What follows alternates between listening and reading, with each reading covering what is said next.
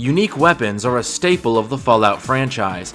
People have made videos meticulously examining every unique weapon in all 3 games, and they can either be a major boon to your character, or collect dust if you're a sucker for collecting things. Unique armor and apparel, while it doesn't get as much love, can still add a lot of character to NPCs, or add a lot of bullet holes to their bodies if, again, you like collecting them.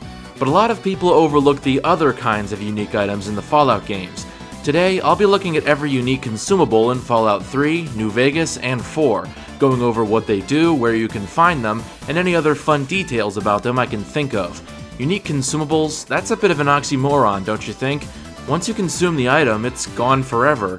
Therefore, you might want to store these away, or at the very least, save them for the best possible moment before using them. The only truly unique consumable in Fallout 3 is the Sweet Roll. There are consumables that you can only find from one source, such as Slop from the Pit, Adapted Biogel from Zeta, and Holy Water from the Apostles, but you can get multiple of those. There's only one Sweet Roll in the game, which, as we all know, is obtained from Old Lady Palmer during your 10th birthday party. Here you go. A nice sweet roll that I baked for you just this morning. In fact, it's the first consumable you get in the game as well. It restores 5 HP with no other effects, and although it technically has a caps value and is affected by the food sanitizer, those will never come up in game unless you use cheats. After Andy destroys your birthday cake, Butch asks you for the Sweet Roll. Give me that Sweet Roll you got from Old Lady Palmer. And you have several ways of dealing with him. You can say that you don't have to share or offer to share it with him, which both get shot down. Simply give it to him. Yeah, right. Thanks, loser. Oh, and happy birthday. Spit on it and give it to him. Ugh, I don't want your nerd cooties.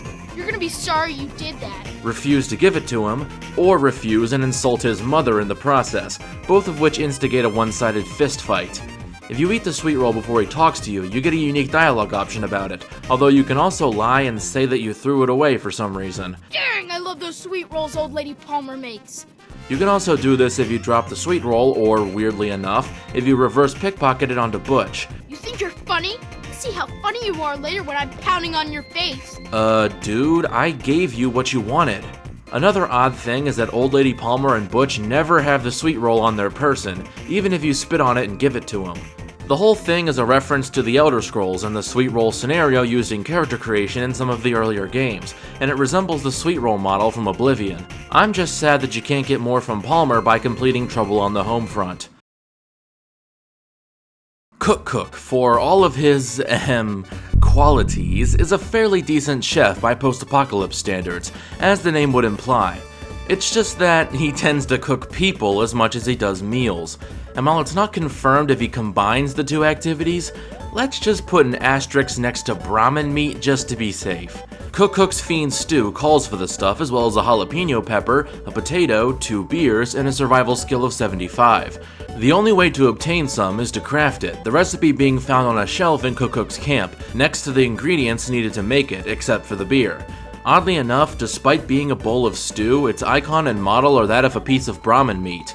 It restores 2 HP per second for 1 minute, totaling up to 120, gives +1 strength, the same effect as Brahmin steak, and removes 80 starvation in hardcore mode. Since alcohol burns off when cooking, it doesn't have a chance of addiction, unlike the beer used to craft it.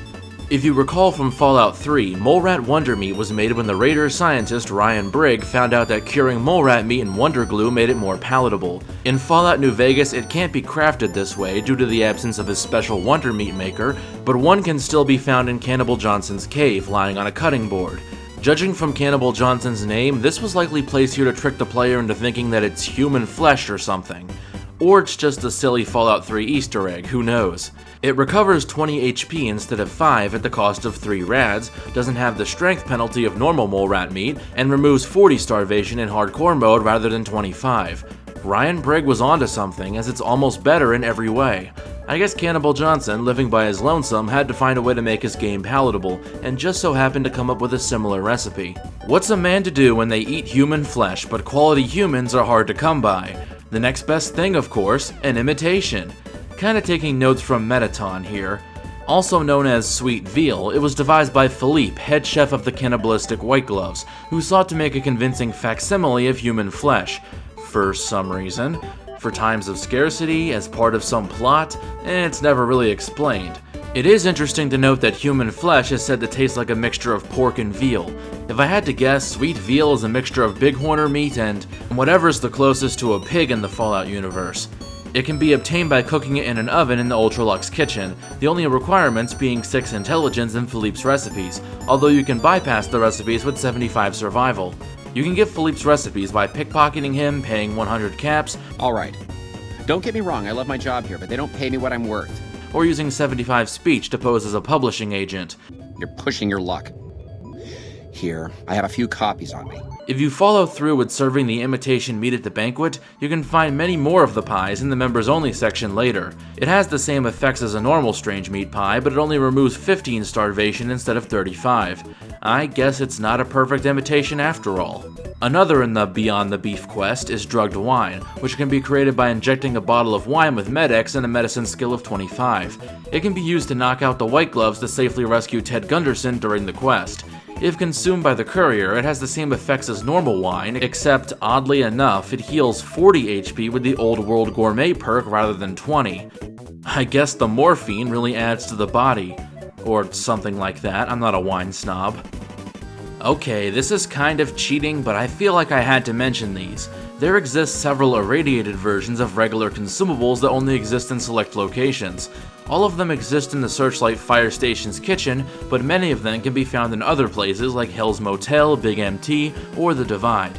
In total, there exists irradiated beer, irradiated water, irradiated scotch, irradiated sunset sarsaparilla, irradiated whiskey, irradiated banana yucca fruit, irradiated bale cactus fruit, irradiated Blamco mac and cheese, irradiated cram, irradiated crunchy mutt fruit, irradiated dandy boy apples, irradiated fancy lad snack cakes, irradiated potatoes, irradiated gecko meat, irradiated instamash, irradiated moot fruit, irradiated pork and beans, irradiated potato chips, irradiated Salisbury steak, irradiated sugar bombs, and irradiated yum yum deviled eggs.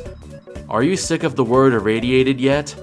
Several of the names have been shortened, like irradiated mac and cheese, irradiated fancy lads, and irradiated yum yum D-eggs. The only difference between them and the normal version is, you guessed it, a higher dose of radiation when consuming them. Despite Sunset Sarsaparilla being the main focus, New Vegas still added several new flavors of Nuka-Cola such as Quartz and Victory, but arguably the most iconic one, Quantum, isn't anywhere to be seen in the base game. No, you can only find one in Lonesome Road in a shipping crate behind the Solitaire gas station in the Divide. And to top it off, it's based on random chance. You may never find a Quantum in the game at all, making this the rarest consumable in all the Fallout series. Oddly enough, they bothered to tweak the stats of this thing despite 99% of players never seeing it. Compared to the one in Fallout 3, it inflicts 2 fewer rats, gives plus 5 dehydration in hardcore mode, and removes 100 sleep in hardcore mode. And no, you can't use them to make Nuka grenades like you can in Fallout 3. Those are made with Nuka-Cola quartz only. Jake Juice is a uniquely named bottle of scotch found in the Lucky 38 High Roller Suite, on the table with the ham radio. It has the exact same effects and value as regular scotch, however. Its name is a reference to a Jamaican ginger extract known as Jake used during Prohibition. However, other chemicals used with it caused a form of paralysis known as Jake leg. Would have been neat if it had some effect to support this, like doing damage to your legs or giving a movement speed penalty, but oh well. I guess Mr. House is into bootleg liquor, or just keeps it around as a novelty. Medical supplies are a quest item for the unmarked quest dealing with Contreras. Look for Blake and let him know you're picking up Contreras' medical supplies. They are given by Blake of the Crimson Caravan Company in exchange for a note from Daniel Contreras. Here you go. Let him know he needs to make another payment if he wants more of this stuff. They are identical to a doctor's bag with the exception of weighing 10 times as much. This has no bearing on the game, however, as they are weightless like most quest items. Despite being a quest item, they can be consumed to restore your limbs, but don't do this as it limits your options for completing this quest. You might remember this from Fallout 3, where a girl asks you to use them to chemically trick a religious boy into breaking his vow of chastity with her. Seriously though, why doesn't that quest give you bad karma? That's just fucked up. Anyways, you can only find one Fire Ant Queen in all of New Vegas, in the Ant Mound northwest of the RepCon headquarters, inside a dilapidated barn. Killing the Fire Ant Queen offers her a chance to drop the pheromones. They have the same effects as they did in Fallout 3, so if you ever come to a critical speech check you can just about pass, the 3 charisma might come in handy. Kinda wish you could use these in the Boomer's Ant quest in some way, seems like a missed opportunity. The ant mound isn't used for anything else quest related after all. The pristine Deathclaw egg can be found on the top floor of the Museum of Witchcraft as part of the quest The Devil's Due. On its own, it's exactly the same as a normal Deathclaw egg, but with a blood pack, 2 carrots, 2 mute fruit, and 1 purified water, it can be turned into 5 tasty Deathclaw omelets after completing the quest. Since you only get 1 pristine Deathclaw egg, you can only get 5 tasty Deathclaw omelets in the entire game. If you're not in the mood to cook and eat a premature Deathclaw fetus, you can also return the egg to the mother's nest. Of course, if you feel like a dick, you can always just take the egg right after, but this will cause the mama to come after you. Also, you can't return the egg to Wellingham for the full reward if you do this, as it won't be as pristine after being placed in the nest. My word! What have you done to it? It's like it's been through a sewer. I can't serve that. Tasty Deathclaw omelets only weigh 0.1 pounds but give 115 HP, plus 50 max HP for 2 hours, and a small amount of health regen for the same time, making them some of the best healing items in the game. I'm just glad actual Deathclaws don't have health regen, or they'd be infinitely more terrifying. Ugh. Oh my god, is that Nirnroot? Fallout and Elder Scrolls are in the same universe? No. Just no. Anyways, Experiment NTR-001 is an Easter egg based on Nirnroot from Skyrim, which you can find growing in the Pridwen. It shares not only an appearance but several properties of Nirnroot. It grows by water, has thick roots, and glows in the dark. Oddly, despite it having restorative effects in Fallout 4, in both Skyrim and Oblivion it has purely negative effects, aside from invisibility and resist magic in Skyrim. Also, despite it being addictive, it has no addiction if consumed in-game, only restoring 10 HP at the cost of 5 rads. You also can't brew tea or do anything with it, despite what the terminal entries would tell you. A bit of a missed opportunity, but a neat little Easter egg nonetheless. Ground mole rat is, as you'd guess by the name, mole rat meat ground into a pulp and served in a bowl. I imagine it has the consistency of Sloppy Joe. You can only find one in the entire game, on a table in the last plank in Far Harbor, but since it's owned, you'll have to steal it away from prying eyes. You can't purchase the dish in the bar, nor can you craft it, although it'd be pretty simple to do, so like the mole rat Wonder Meat from New Vegas, this is just here as an Easter egg. It recovers 20 HP at the cost of 5 rads, making it completely unremarkable aside from its rarity. It is worth noting that the meal returns in Fallout 76 as a craftable item, but is much more useful, giving 60 HP and plus 3 agility at the cost of only 2 rads. Food Paste was an experimental food supplement developed by Vault-Tec, meant to fulfill all the body's dietary requirements in one uniform substance.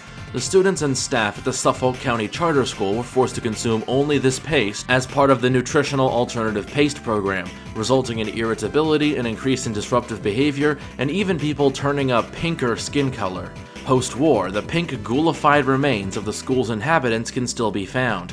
You can also find a note explaining how a raider got addicted to the paste, causing him to become extra violent and shoot at even fleeing victims, with his buddies calling for an intervention. Despite this, the paste has no detrimental or addictive effects on the sole survivor, instead granting 50 HP and plus 1 endurance.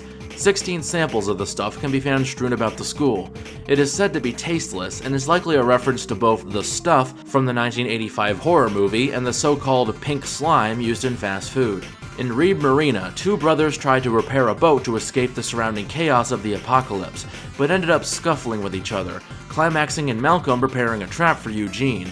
He reprogrammed some Mr. Handies to kill his brother, using Eugene's birthday party to trick him. That's where the Happy Birthday Sweet Roll comes in, a sweet roll with some birthday candles on it that has the exact same effects as a regular one, with the exception of having no weight or value, for some reason. It can be found under the table where the Tesla Science magazine is located. If you know the Fallout game's history with strange meat, you can probably guess what mystery bacon and jerky are. They are exactly the same item as each other aside from the name and model. Both restore 10 HP when consumed, which goes up to 25 with rank 1 or 2 of Cannibal, and 50 with rank 3 of Cannibal. Essentially, it's like the Dine and Dash perk from New Vegas, a way to get your people-eating fix on the go. Both can only be found scattered around the backstage area of the Bradburn Amphitheater. Gotta say, that's some serious dedication to being animalistic. 5 pieces of Queen Nukalurk meat can be obtained from the Queen Nukalurk, who resides in the world of Refreshment as the final boss of that zone. Since there's only one Queen Nukalurk in the entire game, you can only get 5 pieces of Queen Nukalurk meat total. Compared to Queen Mirelurk meat, it restores 20 more HP, inflicts 5 more rads, and gives 1 more point of endurance. It can be cooked into grilled Queen Nukalurk, unlike Queen Mirelurk meat, which is cooked into a Mirelurk Queen steak. It recovers 20 more HP and boosts your endurance by 3 for an hour rather than 2. Again, you only get 5 in the entire game, so make them count. Save them for tough dungeons to get the most out of them. Synthetic gorilla meat can be found where else on the bodies of synthetic gorillas created by the Institute. It has the same appearance as Brahmin meat and restores 30 HP on consumption with no other effects. You can't even cook it into a delicious gorilla steak. The Captain's Feast is one of 2 rewards given to you for completing the quest Rite of Passage in Far Harbor, the other being the Captain's Hat. Considering it looks exactly like a Mirelurk Queen steak and you have to kill one of them at the end of the quest, it's safe to say that's what it is. It's worth a staggering 1,000 caps and boosts your EXP gain by 10% for 2 hours. If you stack this with the Inquisitor's Callan, Max Rads, a Lab Coat, Night Person, Barry Mentat, Stadio, Excel, Lover's Embrace, the Hubologist alignments, the Vault 88's Overseer's Desk, Squirrel Stew, and the magazine that gives you bonus EXP when with a companion, and then spam a bunch of Copper Lion statues at a settlement, you can rack up EXP insanely quickly. Drugged water is the same thing as dirty water, except it also reduces your perception by 1 temporarily. 7 of them can be found scattered around the Hallucinogen Inc. building.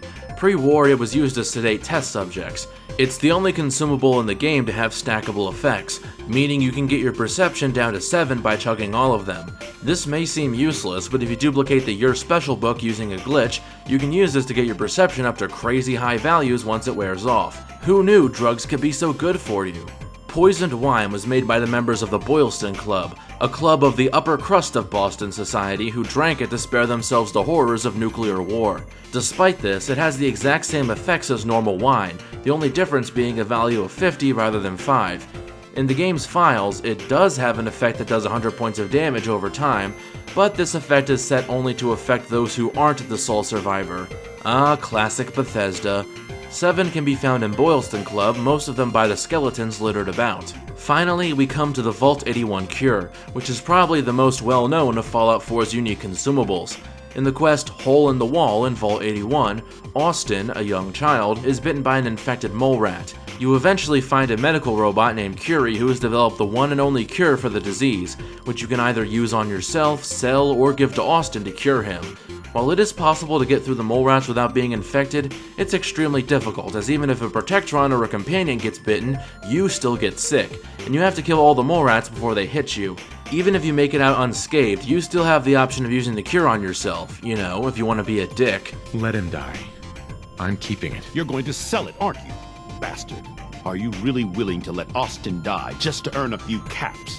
What's one more dead child in this world? No wonder we don't let many Commonwealth people into the vault. You are a cold, selfish bastard. Get out of my sight. If you cure Austin, you get a Syringer rifle, a free room in the vault, and most of the items in the vault can be taken freely. However, you'll have minus 10 HP for the rest of the game, which isn't really that big of a deal. If you refuse to hand over the cure, Austin will die, and a memorial will be held for him in the classroom, with the residents of the vault chastising you from that point onwards. There is a glitch to both cure yourself and hand over the cure at the same time, but it requires very precise timing. No matter which way you solve the quest, you still get a cute French robot as a companion, so in other words, you win no matter what. And that's gonna do it for all the unique consumables in the Fallout series. Let me know in the comments below if I missed any. Either way, I hope you learned something valuable from this video. Hey everyone, thanks for watching yet another video. If you liked the video, leave a like or subscribe. If you didn't like the video, leave a dislike and give constructive criticism so I can improve. Also, leave your ideas for new videos in the comments. I read them all and put them at the end of each video. Your idea might even become an official video. If you really want to support me, subscribe to my Patreon or become a channel member, which will get you shouted out, guarantee an opportunity to chat with me, and make your ideas much more likely to become reality. Plus, it's only 17 cents a day. Even just 20 subscribers to my Patreon would mean a lot to me and help me put out even better content. And now, if you ever wanted my weird Mobius strip face plastered on your chest, you can check out my merch store, which is linked in the description. Check me out on Reddit or Discord if you want to chat, or check out my second channel, The Loophole, for some extra content. This is Causal Loops signing off. Peace.